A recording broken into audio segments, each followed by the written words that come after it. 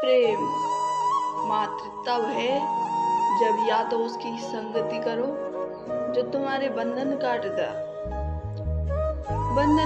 हो, या उसकी संगति करो जिसके बंधन तुम काट सकते हो।